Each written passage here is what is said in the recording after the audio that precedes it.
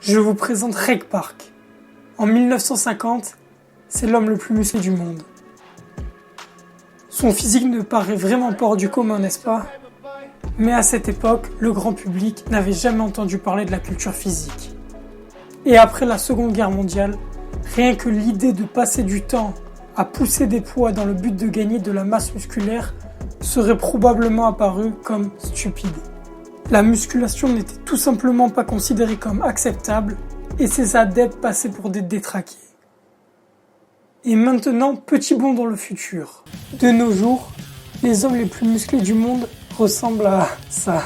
Et le moins que l'on puisse dire, c'est que les trop musclés ne font toujours pas l'unanimité.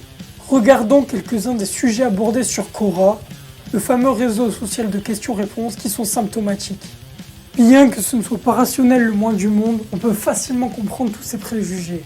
Tous ces athlètes qui sont en général définis comme trop musclés paraissent faire partie d'une autre espèce. Et à partir de ce postulat, si on les considère comme des monstres, on a du mal à imaginer qu'ils soient dotés de beaucoup de qualités humaines. Car un monstre, c'est bête et méchant. Et donc, en presque 70 ans, même si la notion de trop musclé a complètement changé, ce qu'on observe, c'est que les physiques extrêmes de 1950 sont devenus les standards de beauté d'aujourd'hui.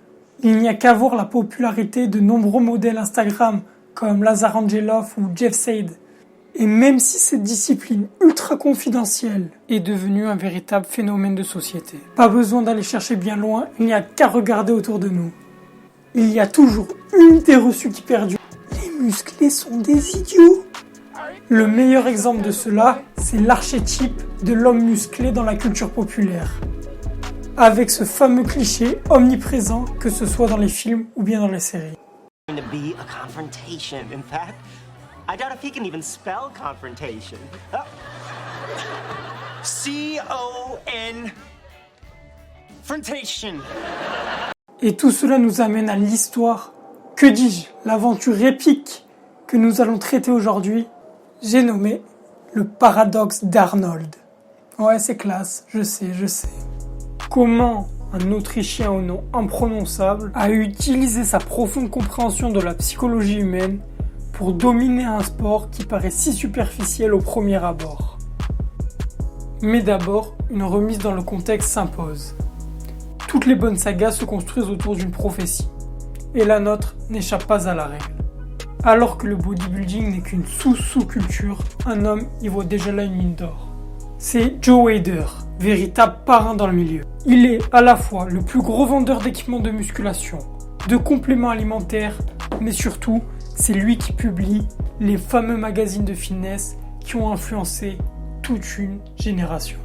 D'ailleurs, c'est dans un des numéros du magazine Yao's Physique, datant de 1950, qu'on retrouve la fameuse prédiction de Joe, qui paraissait complètement insensée à l'époque.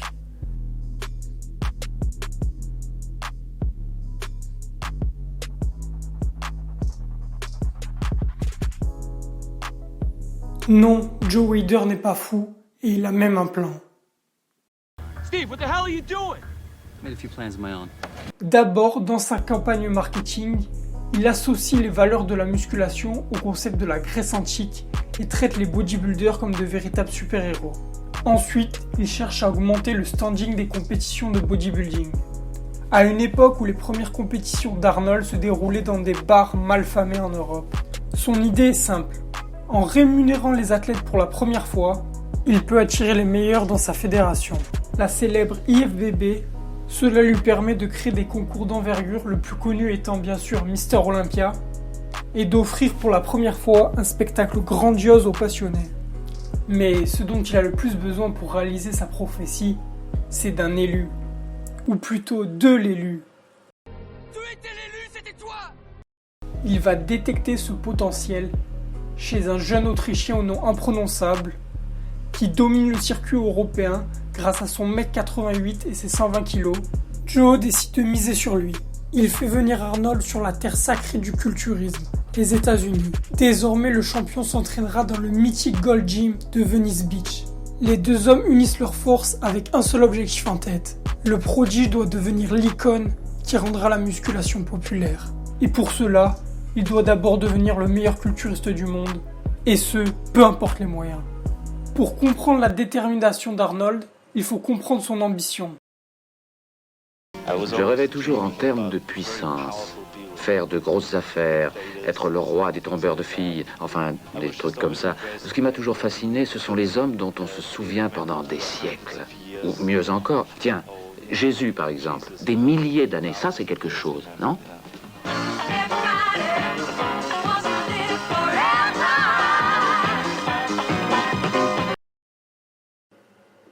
Ce que nous explique Ernest Becker, c'est que les êtres humains sont uniques pour une raison très simple. Nous sommes les seuls capables d'imaginer une réalité alternative où nous serions absents. C'est cette spécificité de notre conscience qui engendre ce que Becker appelle la terreur de la mort. Et donc, pour compenser cette mort physique, on cherche à construire une identité qui, elle, sera immortelle. Avec l'espoir qu'on se souvienne de nous, qu'on nous vénère et qu'on nous idolâtre longtemps après notre disparition. Toutes les choses qu'on ne veut pas lui donner, Arnold doit les prendre. C'est un conquérant, prêt à partir en guerre pour satisfaire son aspiration. Peut-être vous attendiez-vous à découvrir l'histoire d'un gentil héros. Ce sera plus probablement celle d'un super vilain. Dès le début de son aventure épique, Arnold est confronté à un premier obstacle, Frank Zane. Celui-ci est plus petit et bien moins massif qu'Arnold, mais il arrive mieux dessiné le jour J, face à Arnold qui a relâché ses efforts lors de la dernière semaine de préparation. Arrivé trop confiant, il avait subi le revers de plein fouet. Comme il le confiera dans son autobiographie, il pleure en silence pendant toute la nuit qui suit la compétition. Au moins, la leçon est retenue. Il ne veut plus jamais rencontrer le goût amer de la défaite. Il a maintenant conscience qu'être doué ne suffit pas. Il doit travailler encore plus s'il veut se hisser au sommet. L'élu a besoin des conseils du vieux sage pour exploiter son potentiel. C'est Ray Park, ancien modèle d'Arnold, qui deviendra son mentor. C'est à la fois un des meilleurs culturistes du monde, un businessman accompli et un acteur de cinéma reconnu. À son contact, Arnold va beaucoup apprendre. De l'aide, il en a bien besoin. Depuis ses premiers entraînements de musculation, ses mollets restent sa bête noire. Malgré ses efforts, ce groupe musculaire reste sous-développé par rapport à l'ensemble de son physique. Arnold voyait cela comme une fatalité et inconsciemment, il s'était fixé des limites mentales imaginaires. Ray Park, en bon pédagogue, privilégia la démonstration plutôt que les explications pour casser ses barrières mentales. Arnold se rendit compte que Ray Park travaillait ses mollets avec une charge bien supérieure à ce qu'il croyait humainement possible, et ce, chaque jour de la semaine. Et vous savez ce qui rend Arnold intéressant ? C'est qu'après ce déclic, il décida de couper tous ses survêtements d'entraînement au niveau des genoux pour exposer ses mollets, son point faible aux yeux de tous. Ainsi, il fut forcé de constamment dépasser ses limites, et un an après, il avait tellement progressé que certains de ses concurrents croyaient qu'il avait posé des implants à ses mollets. Quoi qu'on puisse trouver à dire sur ses méthodes d'entraînement, elles ont contribué à sa légende. Et, comme il le dira lui-même dans son encyclopédie du bodybuilding, chaque corps a des proportions différentes et l'entraînement doit être individualisé. De toute évidence, il avait trouvé ce qui marchait pour lui. L'heure de la revanche a sonné. L'année suivante, il se représente à ce fameux concours de Monsieur Univers. Il n'a plus droit à l'erreur. Heureusement, l'entraînement a porté ses fruits et cette année-là, il domine totalement le concours. Cette victoire, elle est vraiment importante, puisqu'elle lui ouvre les portes du concours de Mister Olympia, le concours qui désigne le plus grand culturiste du monde. Gagner Mister Olympia, c'est comme vaincre le boss final de fin de jeu, et cela, ce n'est pas si facile. Pour sa première participation au concours de Mister Olympia, Arnold fait face au mythe, le double champion au titre, Sergio Oliva. Celui-ci va réussir à briser psychologiquement Arnold qui constitue sa principale menace. Dans les loges, Sergio masque son corps à l'aide d'un grand tablier de boucher. Arnold ne sait pas à quoi s'attendre, il imagine le pire. Avant même de monter sur scène, il a déjà perdu. Avec cette défaite, il comprend que la bataille ne se limite pas à l'aspect physique. Il va être amené à revoir sa stratégie de façon plus globale. Désormais, il va appliquer les principes ancestraux de l'art de la guerre. En préparation de sa revanche, il part en mission secrète de reconnaissance. Selon le stratège chinois Sun Tzu, pour vaincre son ennemi, il faut le connaître parfaitement. Partant de ce constat, Arnold va passer une semaine complète à observer Sergio, mais surtout, il va analyser les moindres faits et gestes de son adversaire lorsque celui-ci se retrouve sur scène. Et ce, en l'étudiant lors de séances d'analyse vidéo, chose qui était vraiment révolutionnaire à l'époque. Ainsi, il finit par détecter une faille. Dans tous les concours auxquels il a participé, Sergio a toujours présenté sur scène exactement le même enchaînement de mouvements. Avec son ami et fidèle acolyte Franco, il va mettre au point une chorégraphie qui est construite de manière à anticiper et contrer chacune des poses de Sergio les unes après les autres. Arnold et Franco ne vont pas devoir attendre bien longtemps pour tester leur stratégie, car l'heure du second duel arrive plus tôt que prévu. Sergio s'inscrit de manière inattendue dans une compétition de seconde zone à laquelle il n'était pas censé participer. Arnold est prêt, sur scène il est plus mobile, plus entreprenant, et pour la première fois, il arrive à détrôner le mythe. Sergio est fébrile, sous le choc de sa première défaite, et cela donne à Arnold l'opportunité de prendre un avantage décisif en vue de la compétition de Mister Olympia qui aurait lieu 2 semaines plus tard. Il tend un piège à Sergio en lui suggérant que sa défaite serait due à une éventuelle perte de poids. Le jour J, on se rend compte que Sergio a pris 5 kilos. Il a bien mordu à l'hameçon. Arnold expliquera ce phénomène des années plus tard dans le podcast de Tim Ferriss. I think that it came about when I trained in the gym. I always felt that people are kind of really vulnerable in certain areas. So that someone that comes to the gym and works out because he wants to have a better body, that he most likely will be vulnerable. And that's during conversations that I discovered in Munich when I was a trainer in the gym. They were vulnerable when you said something like, well, you're fat. En exploitant ce complexe d'infériorité, Arnold prend l'ascendant sur son adversaire qui tient bon malgré tout. Leur combat s'éternise, les juges et les spectateurs en veulent plus. C'est grâce à une feinte de corps qu'Arnold va terrasser son adversaire. Arnold, voyant Sergio à bout de souffle, lui propose d'en rester là. Sergio accepte et les deux concurrents se dirigent vers les loges qui se situent à l'arrière de la scène. Ce n'est qu'une ruse puisque finalement Arnold se retourne et enchaîne quelques poses. Sergio passe ainsi pour le lâche qui est abandonné aux yeux des spectateurs et des juges. C'en est fini de lui. Arnold devient à seulement 23 ans le plus jeune Mister Olympia de l'histoire. C'est le commencement d'une longue série puisqu'il remportera aussi les 2 éditions suivantes, mais le règne d'Arnold touche peut-être à sa fin. Il y a un jeune prodige qui fait ses débuts dans le circuit pro. En voyant Lou Ferrigno, on ne peut que penser à Arnold lors de ses débuts. Il est plus grand que tous les autres concurrents puisqu'il mesure 1m95, il s'entraîne 6 heures par jour et n'a qu'un objectif, devenir le numéro 1. De son côté, pour Arnold, c'est peut-être le début de la fin. Il a difficilement remporté son 3e titre de Mister Olympia et de son propre aveu, il s'est ramolli car il a consacré davantage de temps à ses études à l'université ainsi qu'à ses différents business plutôt qu'à son entraînement. Heureusement, pour leur première confrontation, Arnold, fidèle à lui-même, arrive à s'en sortir en appliquant l'un des fondements du livre L'Art de la guerre. Il arrive à exploiter l'erreur de Lou. Celui-ci a affiné son corps de manière trop brutale en vue de la compétition, lui causant une perte de masse musculaire trop importante qui est pourtant son principal atout. Lors de leur face-à-face sur scène, Arnold singe Lou et limite chacun de ses mouvements. Cela lui permet d'accentuer le fait qu'il est en meilleure forme.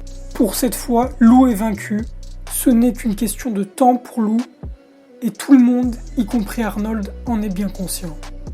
Pour la première fois, Arnold doit faire face à quelqu'un qui est plus doué génétiquement que lui. Leur combat final sera le moteur de Pumping Iron, premier documentaire qui concerne alors le monde méconnu du culturisme. Chacune de leurs interactions sont filmées, nous fournissant de nombreux exemples de la guerre psychologique menée par Arnold. Il alterne entre le rôle de l'animal apeuré et du champion dominant sûr de sa force, parvenant ainsi à déstabiliser Lou. I'm not nervous at all. Thank God. Quand j'arrive là, ça me rend encore plus nerveux. What can I say? D'où Jésus, qu'est-ce que je peux faire? Psyching me out here early in the morning. Vous voulez me saper le moral tôt le matin, hein? Doing Lou. Comment tu te sens, Lou? How you doing? Bien. Tu as l'air un peu inquiet aujourd'hui. Bon, un peu de fatigue, il faut que je me réveille. Ils auraient dû faire ce monsieur Olympia plus tôt, Arnold. Bien sûr, ils auraient mieux fait de le retarder d'un mois. Pour lui, ça aurait mieux valu parce qu'il n'est même pas en forme. Mais croyez-moi, il a mal calculé son coup. Dans un mois, ça aurait été parfait pour toi. Cela dit, j'en aurais profité pour m'étoffer aussi, ça n'aurait rien changé. De toute façon, ça n'a aucune importance. Vivement que ce soit fini. Et même si tu laisses tomber après, tu ne seras jamais Monsieur Olympia. Voici un problème de régler, mais aussitôt un autre se profile à l'horizon. En plus de Arnold et Lou, le troisième finaliste sélectionné est lui aussi en très bonne forme. Et il paraît être un candidat sérieux pour le titre. C'est le français Serge. Et j'ai comme une espèce de maladie, mais c'est pas vraiment une maladie, c'est un phénomène en fait. Comme si ça amplifiait mes muscles. Tout d'un coup, je sors de l'eau, je suis très stockman, tu vois. Le français Serge Nubret.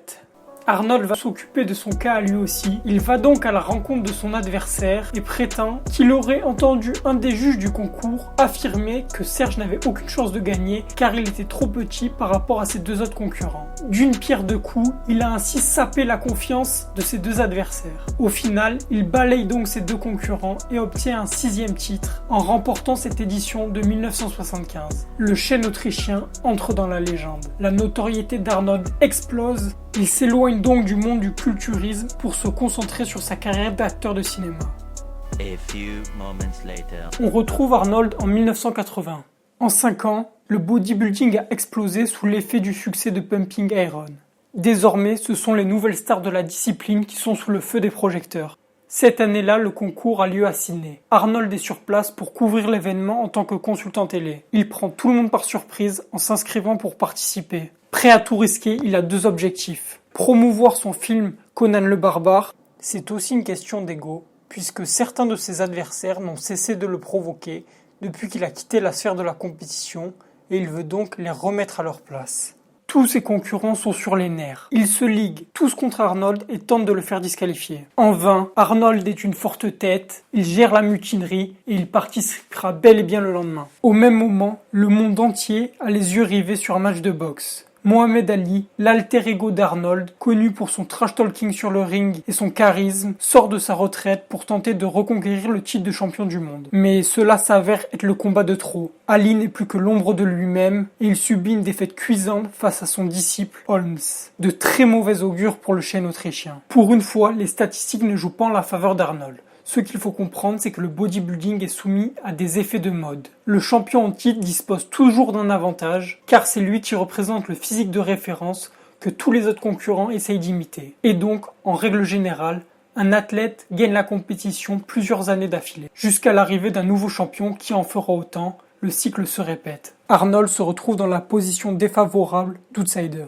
Deuxièmement, il arrive moins préparé que par le passé. Accaparé par le tournage de Conan, il n'a disposé que de 2 semaines pour s'entraîner de façon intensive. Tout cela est vraiment dramatique. Enfin, pas si on écoute Arnold. I see when I watch a Mr. Olympia competition or Mr. Universe competition or any of those things, you know, they all look pretty much the same, the top 5 guys. But what makes one emerge is the way he acts. If he acts like a winner, if he seems smiling, having a great time on stage and those. En partant de cette analyse contre-intuitive, il lui suffit de se mettre dans la poche à la fois le jury et les spectateurs pour l'emporter. Son plan, agir en patron pour se différencier de par sa personnalité. Il va donc se servir de la leçon ultime de Sun Tzu, attaquer ce qui est faible et éviter ce qui est fort. Il cherche donc à éviter le combat purement physique. Sur scène, il ne cesse de sortir de la ligne formée par les autres concurrents, transgressant les règles du jeu, comme pour signifier qu'elle ne s'applique pas à lui. Avec ses actes, il exploite à son avantage un biais cognitif. Les biais cognitifs, ce sont tous les mécanismes inconscients qui nous conduisent à des erreurs d'évaluation. Arnold, il bénéficie, lui, de l'effet de halo. D'après cette règle, on juge en nous basant sur une impression globale. Et du coup, on en vient à noter Arnold sans vraiment dissocier son charisme de son physique. That quality of convincing you that he gives you a good feeling. When you watch Arnold, you go, wow, he's got it together. He feels good. He's in love with life. I want to be like that too. S'il y en a bien un qui trouverait tout cela ridicule, c'est Chris Dickerson. Cette année-là, il présente un physique incroyable et c'est un des favoris au titre de Mr. Olympia. Sa philosophie est l'exact contraire de celle d'Arnold, puisqu'elle se résume à « laisser votre corps parler pour vous ». Cette année-là, il réalise d'ailleurs un très bon résultat puisqu'il se classe 2e. Juste derrière, ouais, vous l'aurez deviné. On connaît aujourd'hui. Cocaïnum. Cette version de l'histoire n'est-elle pas trop parfaite? Son succès est peut-être seulement dû à la chance. Il était la bonne personne, au bon endroit, au bon moment. Peut-être ai-je perdu des dizaines d'heures à écrire cette vidéo et sacrifié du temps inutilement. Il faudrait donc quand même jeter un œil sur son futur, par acquis de conscience. Il semblerait qu'il ait réussi à obtenir des rôles dans les plus grands blockbusters américains malgré un accent effroyable. Il semblerait même qu'il ait réussi à se faire élire gouverneur de Californie. Pas mal quand on sait qu'il a grandi au fin fond de l'Autriche. En général, les super-héros ont des super-pouvoirs. Et je pense vraiment que le sien, c'est sa profonde compréhension de la psychologie humaine. Finalement, Monsieur Muscle est un petit génie. Il mérite donc sa place dans le gang des prodiges autrichiens avec entre autres Mozart ou bien Albert Einstein. D'ailleurs, sa célèbre équation E = mc2 nous intéresse, car elle permet entre autres de calculer l'énergie dégagée dans une réaction nucléaire en connaissant uniquement la masse du combustible de la bombe. Dans notre cas, la bombe, c'est le milieu du culturisme. Et le combustible, c'est Arnold avec sa personnalité et ses 120 kilos. Il n'y a alors rien d'étonnant à ce que la musculation ait connu une telle explosion. Hasta la vista.